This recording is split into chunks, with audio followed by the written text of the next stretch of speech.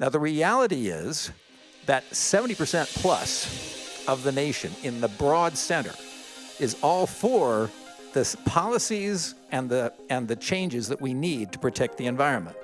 What we're talking about is doing stuff. We're talking about action, about changing things. I've been a green Republican, and I suppose I still am. In my opinion, no party is a good party. That's just how I feel. Okay? But maybe that's another way of saying we have to be bipartisan.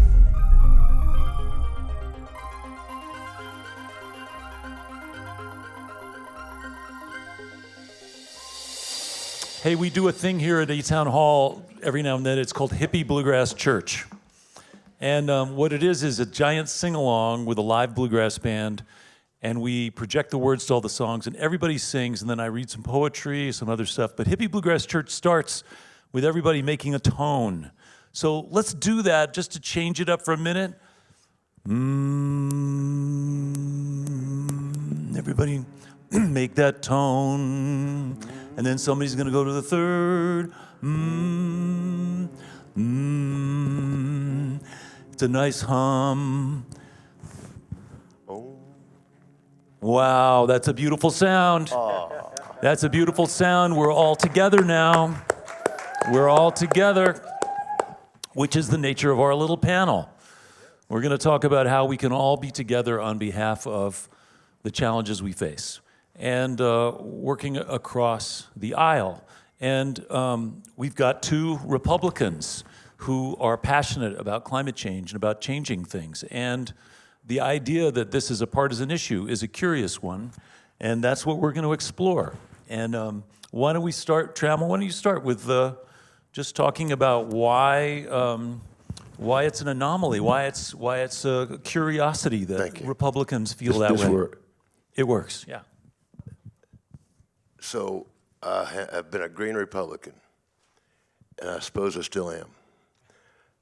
In my opinion, no party is a good party. That's just how I feel. Okay? But maybe that's another way of saying we have to be bipartisan. Bill. Well, you know, I have been a Republican all my life. It gets harder and harder. We need your help. We need your support. Somebody's got to do it. I believe in actual free enterprise. I believe in actual small business. I believe in actual conservation. And conservation movement had been very strong historically in the Republican Party. We cannot... Bill? Yes? Some of y'all don't know about the Bill and Trammell show. Yeah. Okay. Bill? Yeah. What's the difference between environmentalists and conservationists? Money. Money? Yeah. Yeah. Conservationists got it. I'm talking about the ranchers. It's true. It's true. And there's a balance. In my belief, I'm really an integral politics person. If anybody knows Ken Wilber, he was champion of this. That conservatives are about conserving what we have, traditions, what we have created. Progressives are about extending that to more people or extending the benefits to more people. A healthy, balanced society is one that has half the people protecting what we have and half extending it further. I think that's a healthy political system, but right now we have a system that artificially divides us into two tribes and makes money by convincing us that we can't possibly get along, that our differences are so deep that we can't possibly even talk to each other. Now you're talking about the book that you wrote and I didn't. But it's got your name on it, Trammell. Yeah. It's got Well, let me jump in here for a second and just ask you, because you're talking about sort of this cliche of conservatives wanting to protect and preserve what already exists. Mm-hmm. We are in an era right now where so-called conservatives are actually trying to destroy what already exists in the form of conventional democracy and the assault on January 6th and other things that is absolutely not the about conservatives, conservation. Not the conservatives you're talking about.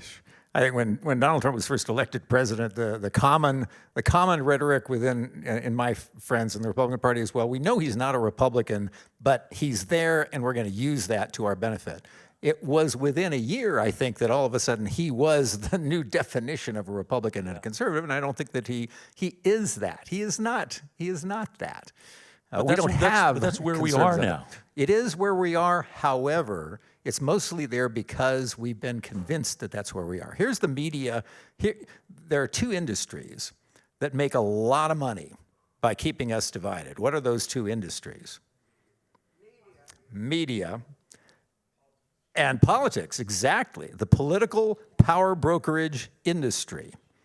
This is the industry that profits by creating a tribe on the right, by taking the very most arrogant, elitist things that anyone on the left ever says and amplifying them. So that's the only thing. If you're in red America, that's the only thing you hear about blue America is the most elitist, insulting statements that they make. If you're in blue America, all you hear are the most arrogant, insulting, racist, misogynist, disturbing, violent statements on the right. That's all you hear. Now, the reality is that 70% plus of the nation in the broad center is all for the policies and the changes that we need to protect the environment. And that's 70% across the board. The problem is they live in these two different worlds, and they think the other ones don't exist. It's about 12% on the far left and 18% on the far right. 18% on the far right, right. And because only 25% of folks are Republicans, because most people have left out of disgust or something, we've got 18%. That 18% controls who is nominated by the Republican Party. So this is a flaw in the system that means that all we get are extremists on these issues. Now, in the Democratic Party, it's 35%, and only 12% are the extremes. So the Democratic Party isn't quite as extreme. It will be over time because this profit model is so beneficial. But that's why we need more people to help us on the Republican side of the aisle. Are there Republicans who can run and win an election with an environmental conservation, climate crisis platform? In various states, yes. Name one. You name them, Bill. Well, there are. First of all, Republicans can win on a pro-clean energy platform. Young Republicans, the Republicans. What does that mean, Bill? Just what does that mean? Pro-clean energy. What does that mean? Pro-clean. There are three things that Republicans and Democrats agree on overwhelmingly. And if we do these three things right, we can keep global temperatures from increasing more than a degree and a half this century. Number one is clean energy choices. Lots of choices, a variety of choices, an ecosystem of choices, not just solar and wind, but a wide variety. Number two is conservation, nature-based solutions, healthy forests and healthy oceans that absorb carbon, shifting agriculture to regenerative forms. These are things that have broad bipartisan support. Healthy wetlands and healthy soil. Healthy wetlands, healthy soil, all this. And then third is a circular economy. And that is keeping materials and chemicals in the loop, but it's also innovating the way nature does. Those three areas unite at least 70%, often 80, 85% of voters. But we're told that that's not true, that we can't, and we live that. Probably everybody in this room, if you're living in the blue world, you have a particular view of red voters that is not accurate for Trammell and I. I think we're really talking about politicians, not so much the voters. So we're talking about how do we elect politicians who can actually embrace these concepts. And the 70% of the U.S. population that supports these ideas is irrelevant, apparently, to Republican platforms. It's just not a part of a Republican platform because they're typically afraid of getting primaried from the right. So that's a stumbling block for electing a moderate Republican. We've experimented with ways to shift that, and we've been successful in 7 out of 9 races. We almost beat Lauren Boebert, not far from here, using this. So it can be done. We won in 7 to 9 cases, and the 8th one was Lauren Boebert, and we almost won. So this can be done. Now, there's a very good group I would recommend to everybody here if you want to make a difference. It's called Bipartisan Climate Action. Bipartisan Climate Action is about assuring that we have 20 strong Republican and Democratic bipartisan climate solution advocates in Congress who can lead the rest of Congress toward a bipartisan solution. That's what we need. They are, I think, the most rational, practiced, experienced at doing this right. So if anybody wants to write your $5,000 check, that's a group that I would recommend, Bipartisan Climate Action, and I can put you in touch with them if you want. Once we have a base of 20 Republicans and Democrats who can come together behind the same solutions, the other Republicans that we need will come along. But they won't come if we let the issue be typecast as a wedge issue, if we let the Steve Bannons and so on define it as an issue that Republicans can't touch. So we need those 10. What about fundraising? What about how many of those Republicans are willing to give up oil and gas money when they're campaigning? Oil and gas money is not as effective in this as, it's interesting to understand how the political power brokerage industry works. It's more of an extractive industry than it is a receptive industry, right? People think big corporations control what the political industry does. It's the other way around. The political industry extracts money from vested interests in return for not destroying them. Now, the political industry has created on the right a hard core of activists who are largely anti-corporate.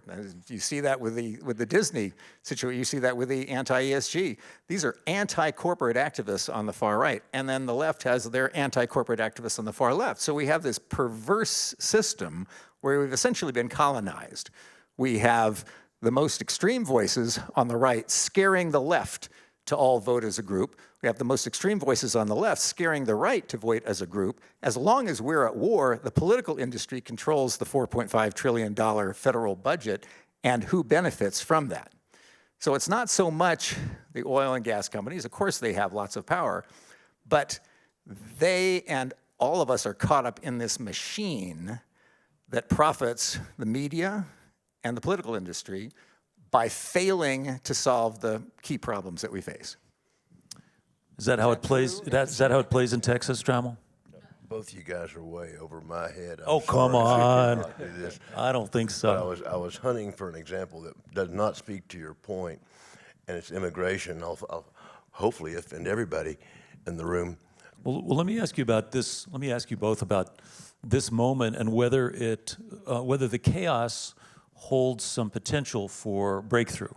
So we're in a situation right now with a no Speaker of the House and some dissension in the ranks on both sides and curiosity about whether there's, the idea that working across the aisle costs Kevin McCarthy his job.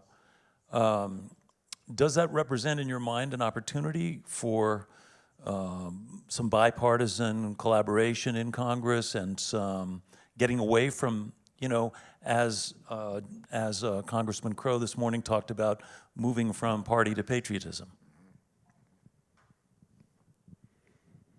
It does create that opportunity, and it'll be interesting to see what happens. We had 8 Republicans that teamed up with 200 Democrats to take down Kevin McCarthy, and Kevin McCarthy is accused of stepping across the aisle and undermining his party. It was those 8 Republicans that undermined their party and the country by taking that action. But they were incensed by the fact that he reached across the aisle to come up with a compromise that kept those eight were, those 8. But the other 200, the other 200 wanted to continue to govern. The problem was it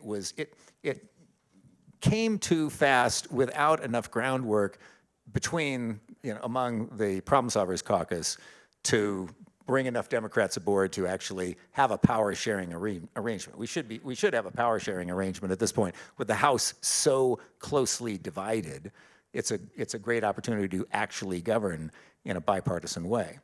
But we're not doing that.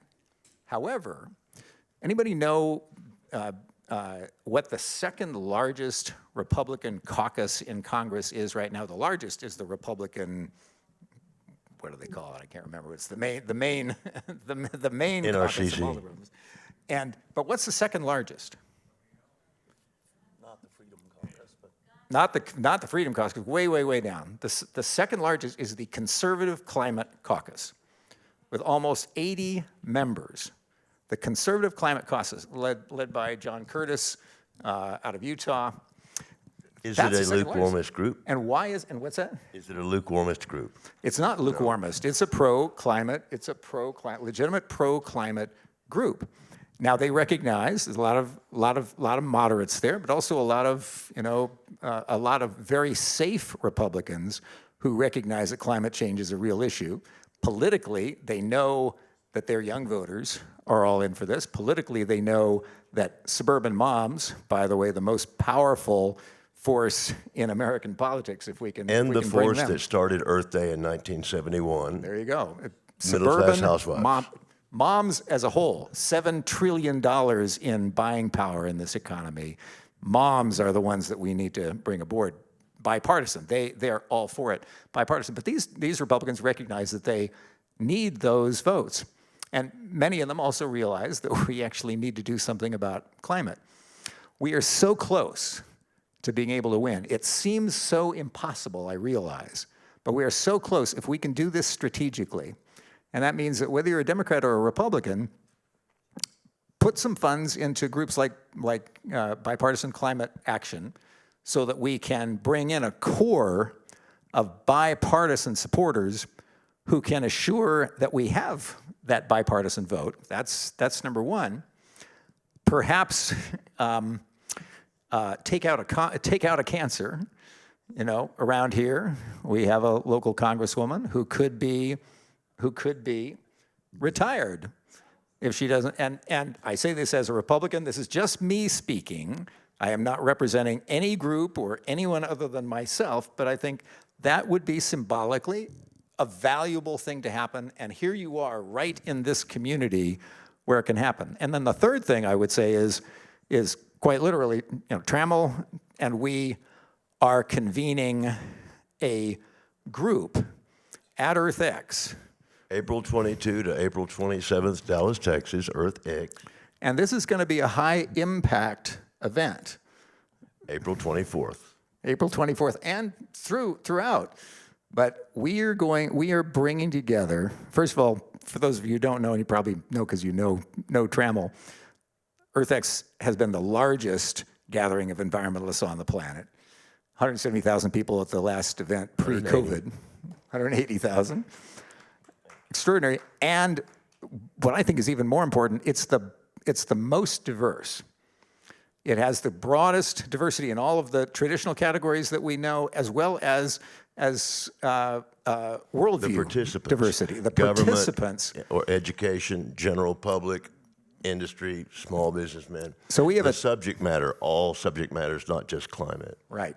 And perspectives and worldviews. So what Trammell has done, this year, we've got the hunters coming on Thursday and Friday. Wildlife conservation through hunting and fishing.